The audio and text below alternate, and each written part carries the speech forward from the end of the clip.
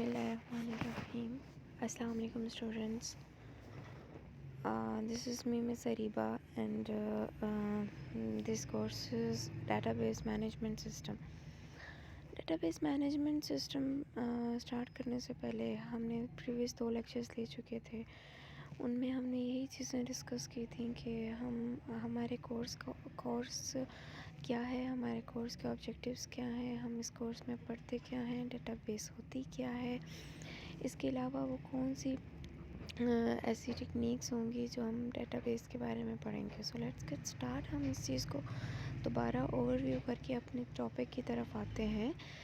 इस कोर्स में एक्चुअली में हम पढ़ेंगे कि हमें डेटाबेस की ज़रूरत क्यों पड़ी है. ये कॉन्सेप्ट ऑफ डेटाबेस को डिस्कस करेंगे and we will also discuss about the concept of database management system. इसके अलावा हम स्टूडेंट्स को ये कॉन्सेप्ट भी पता चलेगा कि रिलेशनल डाटा मॉडल क्या होता है. रिलेशनल डाटा मॉडल से मुराद ये है कि किस तरह से एक डेटाबेस को डिज़ाइन किया जाता है डिफरेंट रिलेशन से. इसके अलावा हम कुछ डेटाबेस एप्लीकेशंस और डेटाबेस इंफॉर्मेशन सिस्टम्स को भी डिस्कस करेंगे और साथ में ही हम एसक्यूएल लैंग्वेज को भी डिस्कस करेंगे, स्ट्रक्चर क्वेरी लैंग्वेज को भी डिस्कस करेंगे. हम डेटाबेस की क्रिएशन और इसके अलावा डेटाबेस की इम्प्लीमेंटेशन थ्रू एसक्यूएल भी करेंगे. Meanwhile, I'm trying to say that this subject is also a practical and also theoretical. So इस सब्जेक्ट में हम थ्योरी भी देखेंगे और इस सब्जेक्ट में हम प्रैक्टिकल को भी डिस्कस करेंगे. इसके अलावा इसमें जो डिफरेंट टॉपिक्स हैं वो यहाँ पे मेंशन हैं और हम ये तमाम टॉपिक को वन बाय वन देखेंगे. अभी डेटाबेस का अपना टॉपिक स्टार्ट करने से पहले अगर हम माइंड में एक ब्रेनस्टॉर्मिंग करें तो हम देखेंगे डेटाबेस का टॉपिक हम पढ़ रहे हैं, सब्जेक्ट पढ़ रहे हैं तो क्यों पढ़ रहे हैं, आया इसकी इम्पोर्टेंस है, इसकी हमारी डेली लाइफ में इम्पोर्टेंस है, डेटाबेस कहाँ पे हमारे पास इस्तेमाल हो रही है. सो डेटाबेस को हम अपनी रोज़मर्रा की लाइफ में बहुत सी जगहों पे इस्तेमाल कर रहे हैं. जैसे कि हम जब आप किसी भी सुपर मार्केट में जाते हो या किसी भी शॉप पे जाते हो तो आप देखते हो कि आपको डिफरेंट तरह के रैक्स मिलते हैं. ठीक है, डिफरेंट तरह के रैक्स मिलते हैं और रैक्स के ऊपर एक स्पेशल किस्म का टैग लगा होता है. जब आप अपनी शॉपिंग कर लेते हैं तो आपको बिल बना के दिया जाता है. सो वो बिल एक बार कोड रीडर आपके उस कोड को रीड करता है और रीड करने के बाद उसकी प्राइस उस प्रोडक्ट के अकॉर्डिंग लिख देता है. इसी तरह से हर चीज़ की प्राइस ऑलरेडी चूँकि डाटा में स्टोर होती है तो वो रिट्रीव की जा सकती है. This is an example of database management system. इसके अलावा जब आप इंटरनेट यूज़ करते हैं मिसाल के तौर पे, तो इंटरनेट पे आप कोई भी चीज़ लिखते हैं. मिसाल के तौर पे मैं इंटरनेट पर ही लिखती हूँ, मैं इंटरनेट पर डेटाबेस लिखती हूँ तो डेटाबेस के बारे में बहुत सी वेब फाइल्स जो है ना वो मुझे शो हो जाएंगी. सो ये चीज़ें मुझे किस तरह से शो हो रही हैं, इसी वजह से क्योंकि रिकॉर्ड या डाटा ऑलरेडी फाइल्स में मेंटेन है. इसी तरह और भी डिफरेंट एग्जांपल्स हैं. जब आप यूनिवर्सिटी या कॉलेज में देखें, लेट्स से आप एक कॉलेज में पढ़ रहे हैं तो कॉलेज में आपका सारा रिकॉर्ड, आपका सारा डाटा, आप सब कुछ स्टोर्ड है. ठीक है, और जब भी चाहते हैं आपका डाटा रिट्रीव कर लिया जाता है. These are just simple examples कि डेटाबेस मैनेजमेंट सिस्टम या डेटाबेस की ज़रूरत क्यों पड़ी या डेटाबेस एप्लीकेशंस कहाँ पे इस्तेमाल होती हैं. डाटा कहीं किसी भी ऑर्गेनाइजेशन में हो, किसी भी फील्ड में हो, वो बहुत ही ज़्यादा इम्पॉर्टेंट होता है और उसको हमें यूज़ करना पड़ता है. ठीक है, सो दैट्स वाई हम डेटाबेस को यूज़ करते हैं अपनी डेली लाइफ में. अब आज का जो हमारा टॉपिक है वो है file based systems. File based system, अच्छा जी, जब कंप्यूटर टेक्नोलॉजी का दौर नहीं था, टेक्नोलॉजी नहीं बनी थी, उस वक्त हमारे पास क्या होता था कि मैनुअल फाइलिंग सिस्टम होता था. मैनुअल फाइलिंग सिस्टम से क्या मुराद था? मैनुअल फाइलिंग सिस्टम से मुराद ये था कि हमारे पास डिफरेंट फाइल्स बनी होती थी, ठीक है, मैनुअली, और हम उन फाइल्स को स्टोर कर देते थे, रख देते थे। जैसे कि मैं आपको बताऊं, आप छुट्टियों का काम कर रहे हैं, ठीक है, छुट्टियों का काम करते थे और हर सब्जेक्ट के लिए अलग सी फ़ाइल बनाई है, उर्दू के लिए, इंग्लिश के लिए, इस्लामियात के लिए, मिसाल के तौर पर, ठीक है। अब जब आपने ये डिफरेंट फाइल्स बनाई तो इन फाइल्स को आपने एक जगह पर स्टोर कर दिया। आपने कहा ये नंबर 1 वाली फ़ाइल जो है ये नंबर 1 वाली फ़ाइल जो है ये आपके पास कौन सी फ़ाइल हो गई? नंबर 1 वाली फ़ाइल आपके पास हो गई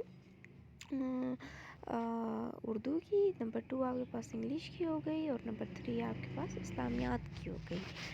अब इन फाइल्स को आपने अरेंज कर दिया और आप इसको एक एक टैग लगा दें।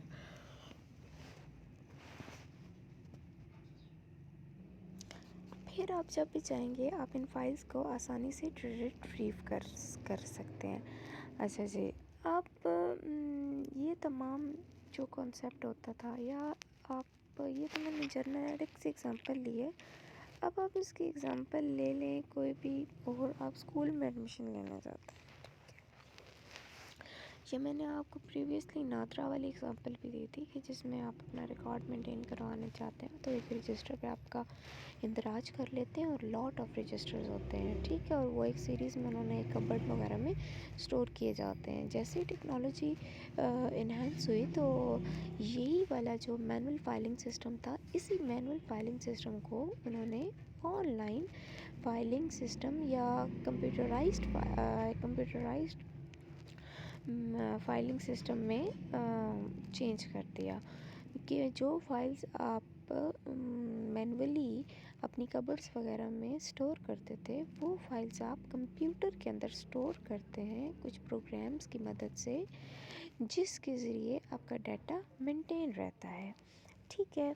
सो फाइल बेस्ड सिस्टम एक्चुअली में कलेक्शन ऑफ एप्लीकेशन प्रोग्राम्स होता है that perform services for the end user.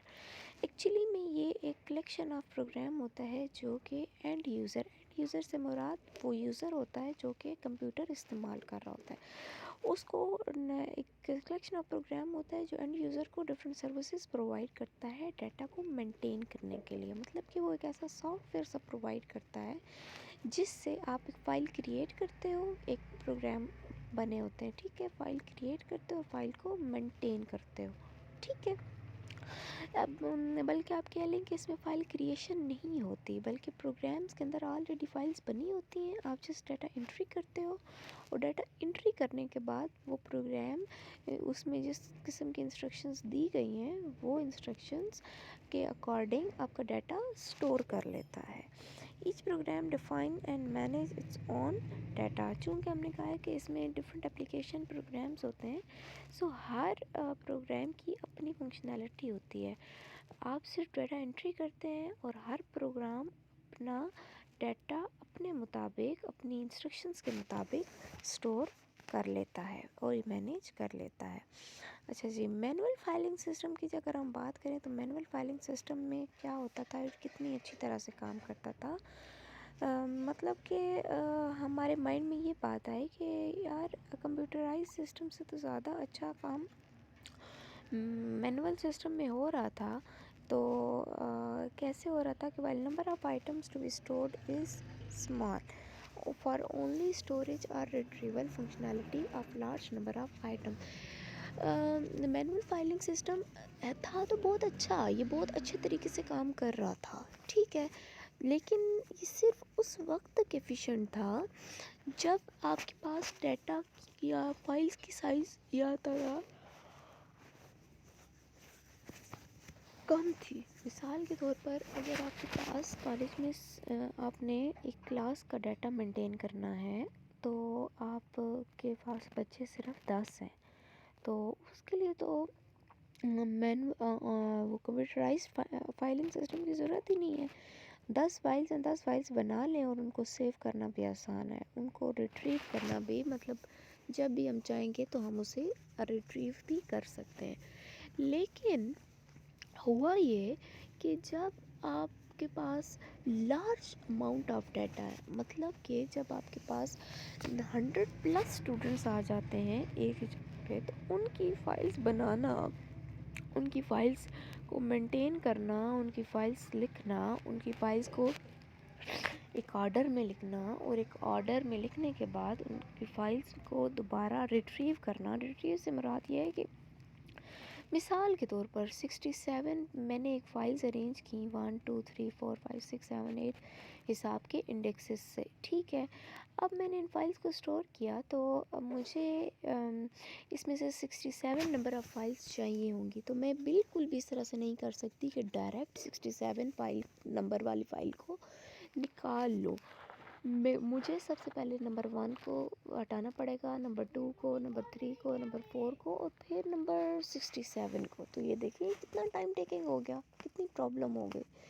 सो उसके लिए, डाटा रिट्रीवल के लिए ये थोड़ा सा प्रॉब्लम क्रिएट होता है। दैट्स वाई हम क्या करेंगे, हम क्या करते हैं, हम ऑनलाइन हम कंप्यूटराइज सिस्टम बना लेते हैं जो कि हमारे डाटा को थोड़ी आसानी से रिट्रीव कर लेता है।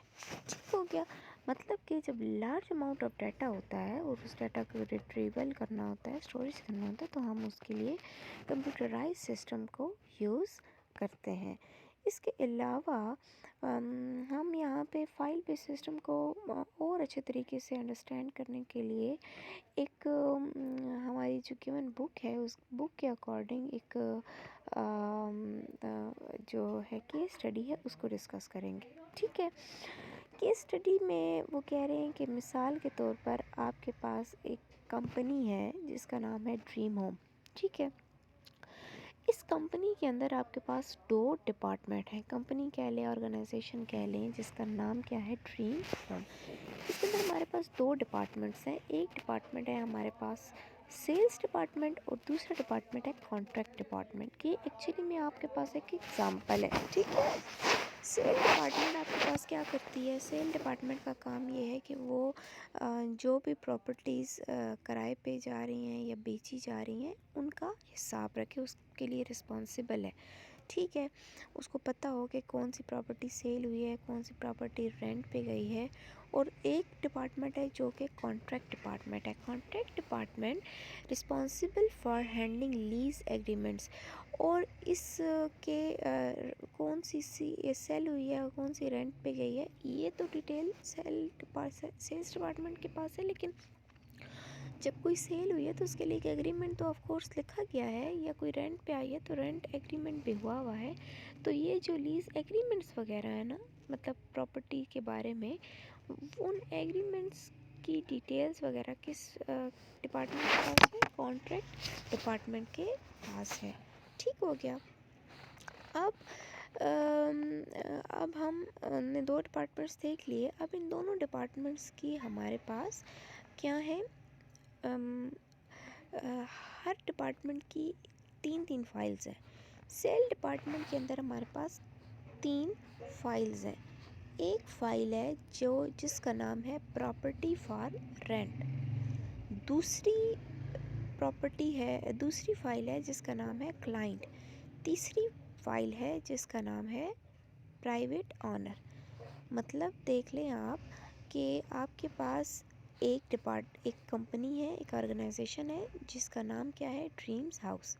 उस ड्रीम हाउस के अंदर 2 डिपार्टमेंट हैं। एक डिपार्टमेंट को आप क्या कह रहे हैं, एक डिपार्टमेंट को आप कह रहे हैं कि दिस इज़ सेल्स डिपार्टमेंट। ठीक है। और दूसरा डिपार्टमेंट आपको कह रहे हैं दिस इज़ कॉन्ट्रैक्ट डिपार्टमेंट। अब सेल डिपार्टमेंट के अंदर 3 फाइल्स पड़ी हुई हैं। फाइल्स के नाम मैंने क्या बताए, प्रॉपर्टी फॉर रेंट, क्लाइंट और प्राइवेट। पहली फ़ाइल के अंदर जो भी प्रॉपर्टीज़ रेंट पर दी गई हैं उनका रिकॉर्ड मौजूद है। दूसरी फ़ाइल में क्लाइंट्स का रिकॉर्ड मौजूद है, और तीसरी वाली फ़ाइल के अंदर प्राइवेट ऑनर का रिकॉर्ड मौजूद है। सो फाइल्स हैं जैसे कि, तो फाइल्स के अंदर फॉर्म्स पड़े हुए हैं। उन फॉर्म्स में रिकॉर्ड लिखा हुआ है, मिसाल के तौर पर ना, तो जो पहले वाली फ़ाइल है उसके अंदर क्या क्या चीज़ आपको मिल सकती है। जो प्रॉपर्टी नंबर से मुराद के लेट से अगर कोई भी प्रॉपर्टी रेंट पर गई है तो उसको एक सीरियल नंबर दिया गया है ना, जैसे कि आपको रोल नंबर दिए जाते हैं, इसी तरह से उन्हें एक सीरियल नंबर दिया गया है कि ये प्रॉपर्टी नंबर 1 है, प्रॉपर्टी नंबर 2 है, प्रॉपर्टी नंबर 3 है। फिर प्रॉपर्टी नंबर 1 कौन सी स्ट्रीट में है, उसका एड्रेस कौन से सिटी में है, उसका पोस्ट कोड, उसकी टाइप के वो घर है, अपार्टमेंट है, वो होम है, अपार्टमेंट है, वो फ्लैट है, कुछ भी जो भी चीज़ है, ठीक है, ये टाइप से मुराद होती है। उसके बाद रूम्स आ जाते हैं कि उसमें कितने कमरे हैं, उसका रेंट कितना है, उसके ऑनर नंबर कि वो कौन सा ऑनर उसका कौन है। उसके बाद आगे आता है हमारे पास क्लाइंट। दूसरी जो फाइल है, दूसरी फाइल के अंदर हमारे पास क्लाइंट की डिटेल्स हैं। क्लाइंट का भी एक नंबर है, क्लाइंट का नेम, क्लाइंट का क्लाइंट का फर्स्ट नेम, क्लाइंट का सेकंड नेम, क्लाइंट का टेलीफोन नंबर, उसकी प्रेफ टाइप से मुराद ये है कि क्लाइंट को किस तरह का घर चाहिए, क्लाइंट को किस तरह का घर चाहिए। उसके अलावा मैक्सिमम रेंट कि क्लाइंट कितना रेंट पे कर सकता है। ठीक हो गया। मतलब ये कि हर फाइल के अंदर डिफरेंट फॉर्म्स बने हुए हैं और उन फॉर्म्स के ऊपर डिटेल्स लिखी हुई हैं। इसी तरह प्राइवेट ऑनर की भी ये मतलब हर फाइल के अंदर ये डिटेल आपको मिल सकती है। ठीक है। उसके बाद आगे हमारे पास जो कॉन्ट्रैक्ट डिपार्टमेंट है, कॉन्ट्रैक्ट डिपार्टमेंट की भी 3 फाइल्स हैं और तीनों फाइल्स के अंदर आपको ये डाटा मिल सकता है। पहली फ़ाइल का नाम लीज़ है, दूसरी फ़ाइल का नाम है प्रॉपर्टी फॉर रेंट, तीसरी फ़ाइल का नाम है क्लाइंट नंबर। अब प्रॉपर्टी नंबर, लीज़ नंबर इनके नीचे आप देखें अंडरलाइन हुआ हुआ है, ठीक है। तो ये अंडरलाइन क्यों हुआ हुआ है? ये अंडरलाइन इसलिए हुआ हुआ है कि मिसाल के तौर पर सबसे पहली फ़ाइल है और उस फाइल के अंदर डिफरेंट पेजेस पड़े हुए हैं ना, फॉर्म्स पड़े हुए हैं। जैसे कि एक फ़ाइल है और उस फाइल के अंदर आप सबके फॉर्म्स पड़े हुए हैं, एडमिशन फॉर्म्स पड़े हुए हैं। मिसाल के तौर पे आपके फॉर्म का नंबर है तहरीम 01, अलिशबा के फॉर्म का नंबर है 2, ज़ारा का नंबर है 3, सना के फॉर्म का नंबर है 4। तो ये आपके फॉर्म नंबर्स हैं ना। इसी तरह लीज़ नंबर भी प्रॉपर्टी नंबर की फ़ाइल में भी प्रॉपर्टी नंबर फ़ाइल 1 की डिटेल, प्रॉपर्टी नंबर फ़ाइल 2 की डिटेल। तो देखें जो डिटेल फॉर्म नंबर 1 की होगी वो डिटेल फॉर्म नंबर 2 की नहीं होगी, अलग अलग होगी ना। दैट्स वाई फॉर्म नंबर 1 की वैल्यूज़ अलग होंगी, फॉर्म नंबर 2 की वैल्यू अलग होगी। जैसे कि तहरीम की अगर फॉर्म है तो तहरीम की फॉर्म की डिटेल्स अलग होंगी और तहरीम के फॉर्म की डिटेल अलग होंगी, लिशबा के फॉर्म की डिटेल्स अलग होंगी। सो दैट्स वाई इनको अंडरलाइन किया गया डिस्टिंग्विश के लिए। ठीक हो गया।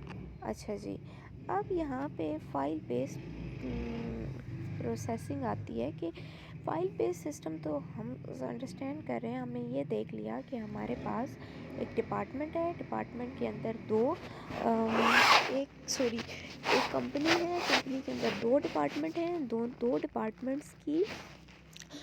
डिपार्टमेंट्स की हमारे पास डिफरेंट फाइल्स हैं और उन फाइल्स का डाटा हमें मेंटेन करना है। अब जो सेल डिपार्टमेंट है, सेल डिपार्टमेंट के पास अपना कंप्यूटर है और अपना ही फाइल प्रोसेसिंग प्रोग्राम है। ठीक है, मतलब कि फ़ाइल बेस्ड सिस्टम है। सेल डिपार्टमेंट के पास अपना फाइल बेस्ड सिस्टम है, कॉन्ट्रैक्ट डिपार्टमेंट के पास अपना सिस्टम है। ठीक है, मतलब कि अपने अपने कंप्यूटर्स हैं। अब इन कंप्यूटर्स के अंदर क्या है? कलेक्शन ऑफ प्रोग्राम्स है। एक बंदा है जो कि सेल डिपार्टमेंट के कंप्यूटर के सामने बैठा हुआ है और एक बंदा है जो कि कॉन्ट्रैक्ट डिपार्टमेंट के कंप्यूटर के सामने बैठा हुआ है। ये दोनों बंदे क्या कहलाएंगे? एंड यूज़र्स कहलाएंगे।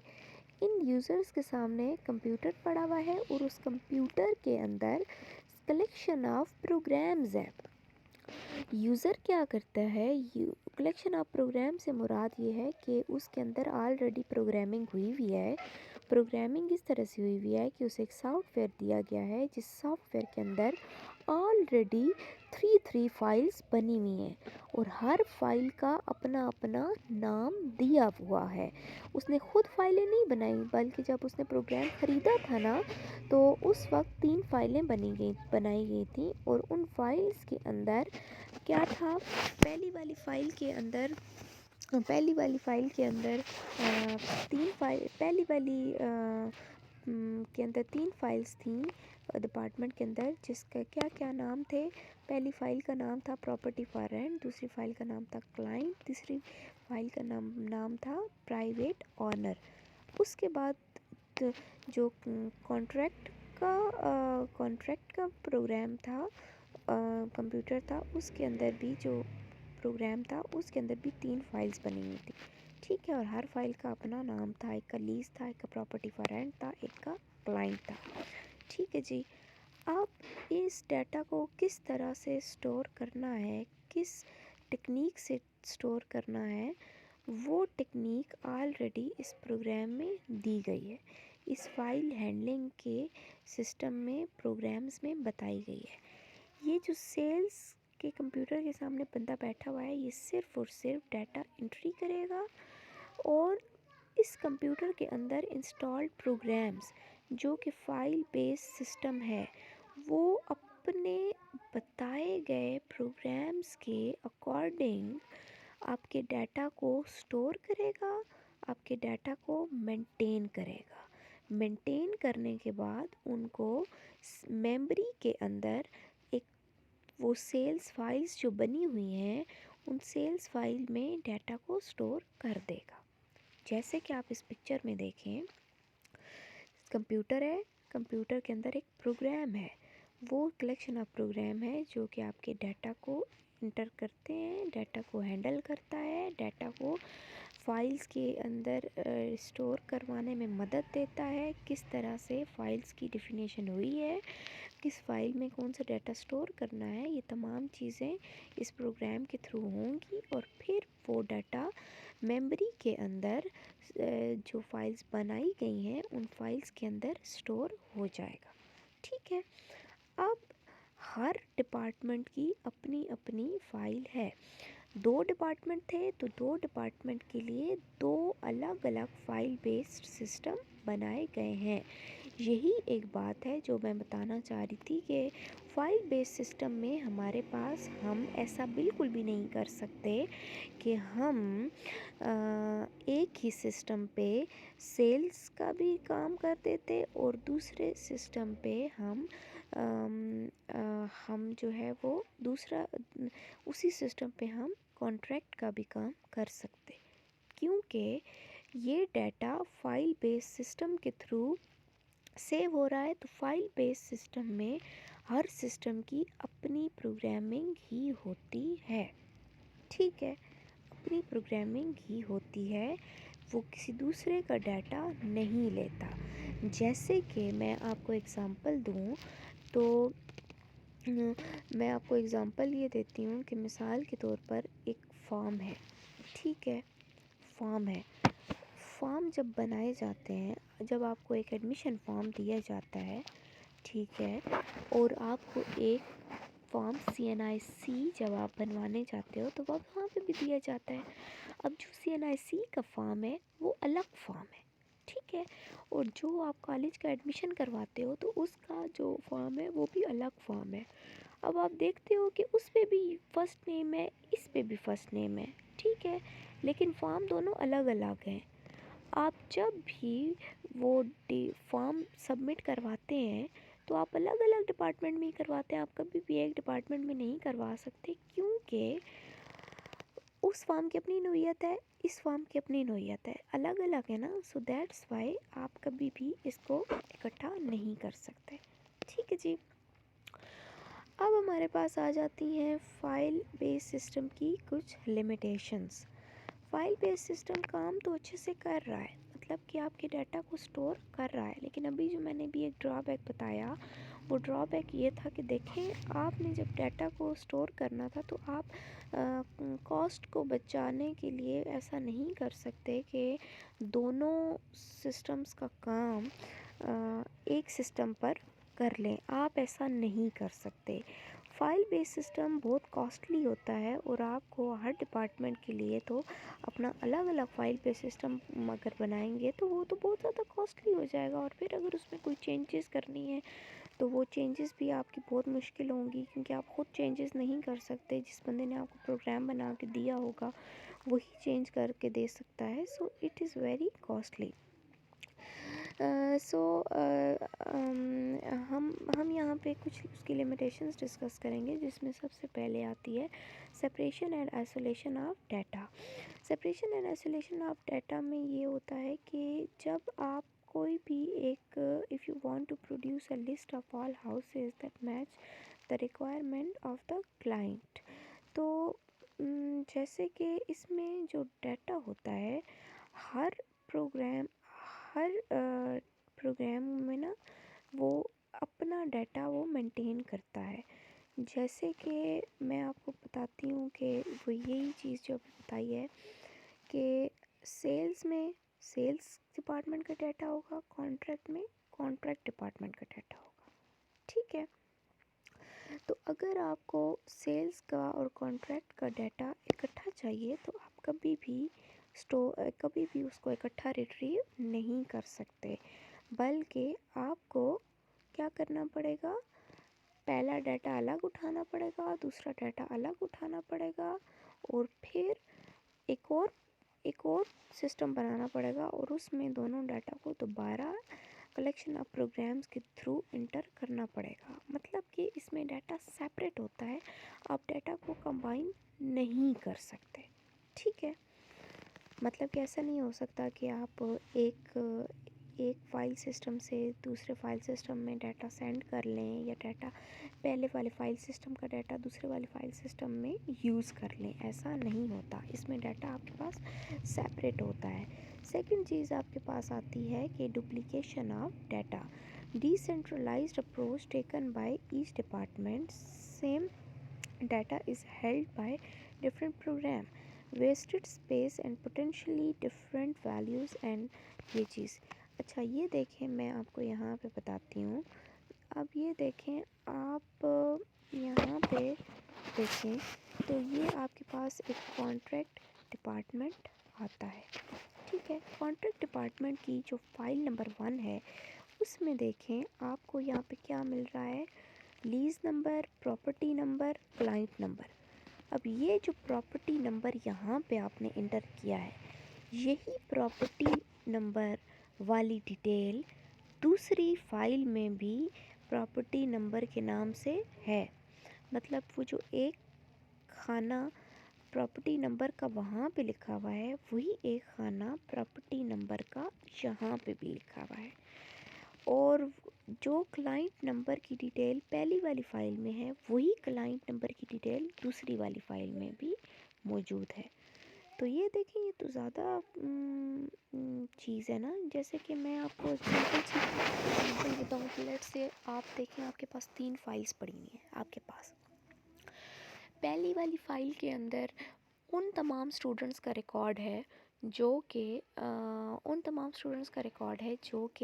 Doctor Rashad degree college BS department में पढ़ रही हैं। नहीं, एक पहली फ़ाइल है जिसमें ऑल गर्ल्स का रिकॉर्ड है of doctor Rashad degree college. उसमें first year, second year, third year, fourth year, BS1, BS2, BS3, BS4 तमाम गर्ल्स का रिकॉर्ड आ जाएगा। ठीक है, उसमें आप सब क्लास वालों का भी रिकॉर्ड आ जाएगा, फर्स्ट ईयर का भी, सेकंड ईयर का। अब मैं एक और फाइल बनाती हूँ, उस फाइल के अंदर सिर्फ और सिर्फ डाटा होगा BS की गर्ल्स का। अब BS की गर्ल्स में BS1 का भी होगा, BS2 का भी होगा, BS3 का भी होगा, BS4 का होगा। ठीक है, तीसरी वाली फ़ाइल के अंदर क्या होगा, तीसरी वाली फ़ाइल में मैं कहती हूँ कि इसमें सिर्फ BS3 का डाटा हो, उस क्लास में सिर्फ और सिर्फ आप गर्ल्स का डाटा मौजूद होगा। तो ये देखें, आपका डाटा फ़ाइल नंबर 1 में भी है, फ़ाइल नंबर 2 में भी है, फ़ाइल नंबर 3 में है, क्योंकि आप डॉक्टर रशाद डिग्री कॉलेज वाली में भी आपका डिटेल पड़ी हुई है, आपकी बीएस डिपार्टमेंट वाली में भी पड़ी हुई है, और आपकी बीएस 3 वाली में भी डिटेल्स पड़ी हुई हैं। मतलब कि आपको 3 फॉर्म्स देने होंगे, 3 कॉपीज़ देनी होगी एक ही फॉर्म की। वो पहली वाली फ़ाइल में भी लग जाएगी, दूसरी वाली फ़ाइल में भी लग जाएगी, तीसरी वाली फ़ाइल में भी लग जाएगी। अब इसका नुकसान क्या है? नुकसान ये है कि डाटा रिपीट हो रहा है ना, डुप्लीकेट हो रहा है। डाटा एक में भी है, दूसरे में भी है, तीसरे में भी है, तो आपको 3 कॉपीज़ देनी पड़ेंगी। इसी तरह से अगर हम इस डाटा को कंप्यूटराइज़ करते हैं तो कंप्यूटराइज़ में क्या होता है, हमारे पास चूँकि डाटा मेमोरी में स्टोर हो रहा है, तो अगर मेमोरी की फ़ाइल नंबर 1 में भी डाटा वही पड़ा हुआ है, फ़ाइल नंबर 2 में भी वही डाटा पड़ा हुआ है, फ़ाइल नंबर 3 में भी वही डाटा पड़ा हुआ है, तो डाटा तो चूँकि आपको सिंगल भी तो आप यूज़ कर सकते हैं। सो आप आपके लिए फिर क्या प्रॉब्लम होती है, आपकी मेमोरी ज़्यादा वेस्ट होती है, आपकी मेमोरी ज़्यादा लॉस होती है। ठीक है, सो दैट्स वाई यहाँ पे डाटा की डुप्लीकेशन से प्रॉब्लम ये आता है कि आपकी मेमोरी ज़्यादा लगती है, और चूँकि फाइल बेस सिस्टम बहुत एक्सपेंसिव होते हैं, सो जितनी ज़्यादा मेमोरी आपकी लगेगी, जितनी ज़्यादा मेमोरी है और उतनी ही ज़्यादा मतलब आपको प्रोग्रामिंग भी करनी पड़ती है, तो इस वजह से जितनी ज़्यादा चीज़ें होंगी फिर वो कॉस्टली भी होगा। दैट्स वाई ये भी इसकी एक लिमिटेशन है। आई होप आपको समझ आ गया है। उसके बाद आगे चलते हैं, इसमें डाटा डिपेंडेंसी आ जाती है जी। डाटा डिपेंडेंसी क्या होती है कि डाटा डिपेंड करता है। डाटा डिपेंडेंसी से क्या मुराद है? डाटा डिपेंडेंसी से मुराद ये है कि जैसे कि क्या मुराद है, मैं आपको एग्जांपल देती हूँ। देखिए, फॉर्म नंबर 1 है ना, वो है लीज़। ठीक है, फाइल नंबर 1 है लीज़, दूसरा प्रॉपर्टी नेम, और तीसरा ये। अच्छा जी, अब पहली वाली फ़ाइल के अंदर प्रॉपर्टी नंबर है, दूसरी वाली फ़ाइल के अंदर भी प्रॉपर्टी नंबर है, क्लाइंट नंबर है। पहली वाली फ़ाइल में, दूसरी वाली फ़ाइल में, तीनों फाइल्स में प्रॉपर्टी नंबर है। अगर तो मिसाल के तौर पर फ़ाइल नंबर 2 में जो प्रॉपर्टी नंबर है, मैं उसको ट्रेस कर देती हूँ। ठीक है, मैं उसको डिलीट कर देती हूँ, तो क्या होगा, पहली वाली फ़ाइल में भी डाटा नहीं होगा। ठीक है, क्योंकि डाटा डिपेंड कर रहा है। ठीक है, डाटा क्या कर रहा है, डिपेंड कर रहा है। इसकी मैं आपको एक और एग्जांपल देती हूँ।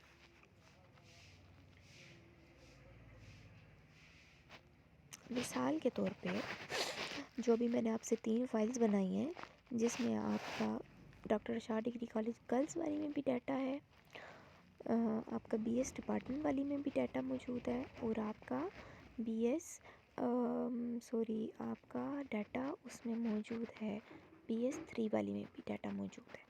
ठीक है, अब तहरीम के साथ ऐसा हुआ कि तहरीम ने अपने नाम की स्पेलिंग फाइल्स के अंदर गलत लिख दी है।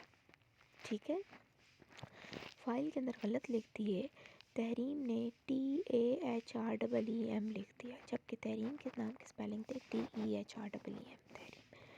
अब हुआ ये कि जब तहरीम ने पहली वाली फ़ाइल में से अपने नाम के स्पेलिंग चेंज किए, तो तहरीम को ऑटोमेटिकली फ़ाइल नंबर 2 में भी नाम चेंज करना पड़ेगा, फ़ाइल नंबर 3 में भी नाम चेंज करना पड़ेगा। ऐसा नहीं होगा कि वो फ़ाइल नंबर 1 में डाटा नाम चेंज करे तो फ़ाइल नंबर 2 में भी खुद हो जाए और फ़ाइल नंबर 3 में भी खुद हो जाए, बल्कि आपको तीनों फाइल्स खुलवानी पड़ेंगी, और तीनों फाइल्स के अंदर डाटा को दोबारा से चेंज करना पड़ेगा। So this concept is called data dependency. ठीक है, डिपेंड करता है डाटा। उसके बाद आगे आता है incompatible file formats. Programs are written in different languages and so cannot easily access each other's file. अच्छा जी, ये है यहाँ पे किस तरह से है, आप देखें, मैं आपको यहाँ पे बता रही थी कि आपके पास यहाँ पे 2 डिपार्टमेंट्स हैं, तो दोनों डिपार्टमेंट्स के अपने अलग अलग फाइल बेस्ड सिस्टम्स हैं। मैं कहती हूँ कि जो पहले वाले फाइल बेस्ड सिस्टम है, मतलब पहले वाला जो डाटा है सेल्स डिपार्टमेंट का डाटा,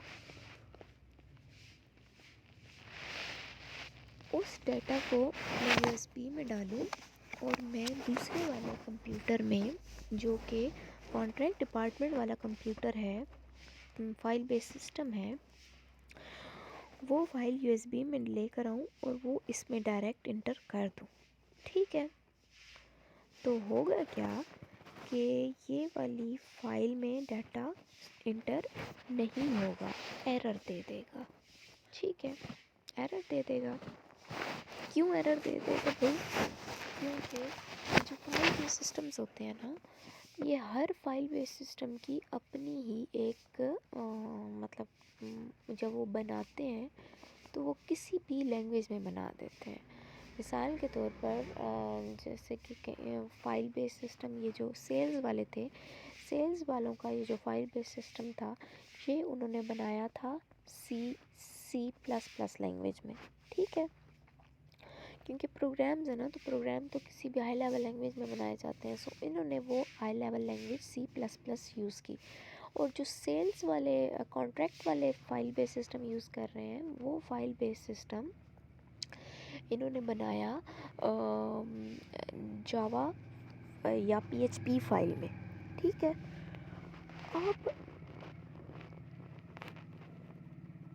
अब होता क्या है कि आप जो पहले वाली फ़ाइल है, पहले वाली फ़ाइल की एक्सटेंशन क्या है? .cpp, और दूसरे वाली फ़ाइल की एक्सटेंशन क्या होगी?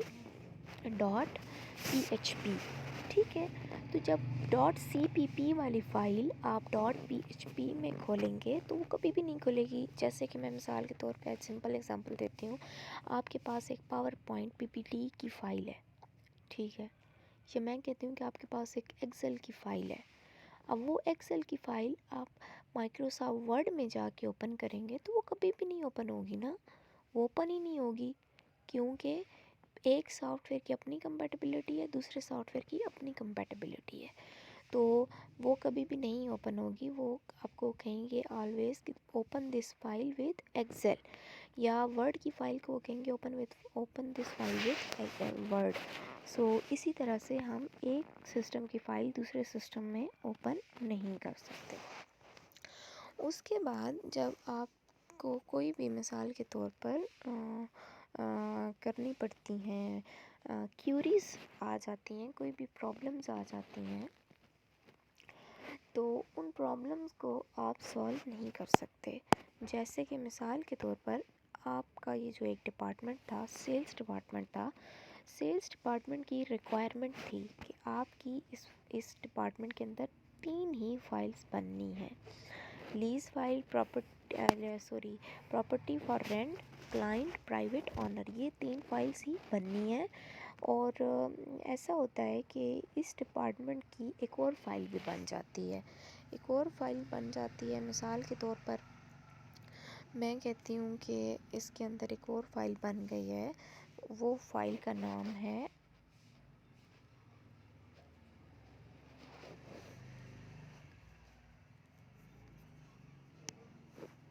सेल्स। ठीक है, एक और फाइल बन गई है जिसका नाम सेल्स है।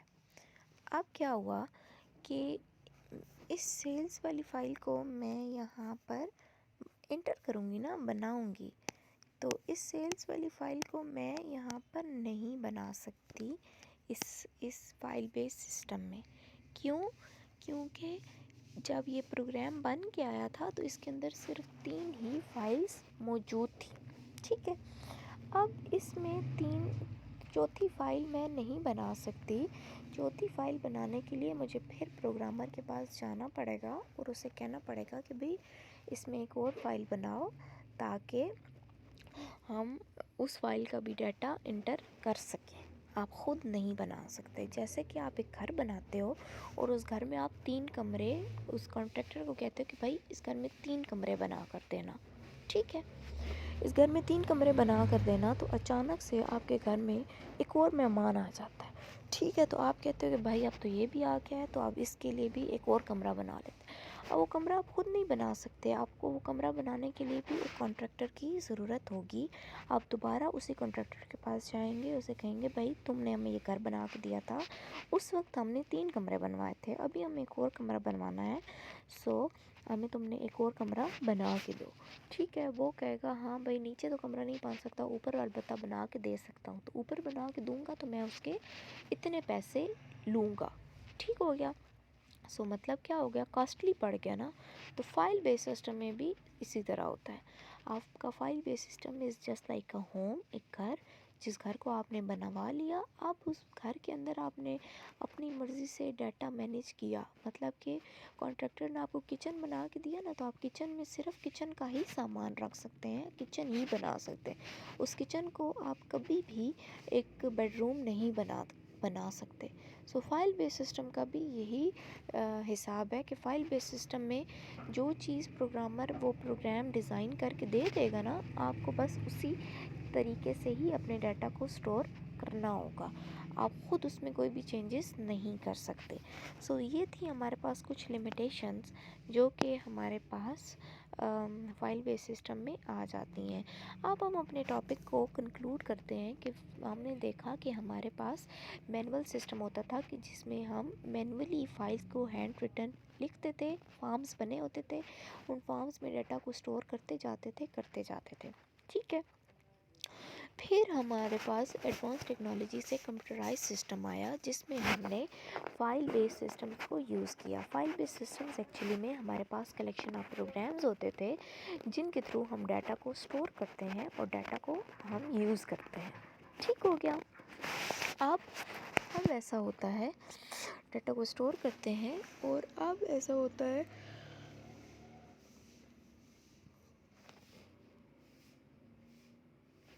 कि इस फाइल बेस्ड सिस्टम की कुछ लिमिटेशंस हैं। अब इस लिमिटेशन को किस तरह से हम ख़त्म करते हैं, कौन सी ऐसी टेक्निक यूज़ करते हैं कि जिससे फाइल बेस्ड सिस्टम में आने वाली तमाम रुकावटें ख़त्म हो जाएं, वो इंशाल्लाह हम नेक्स्ट चैप्टर में देखेंगे। I hope you will understand. कोई भी प्रॉब्लम हो बच्चों, मुझसे ज़रूर क्वेश्चन करना है। Thank you so much. अल्लाह हाफिज़।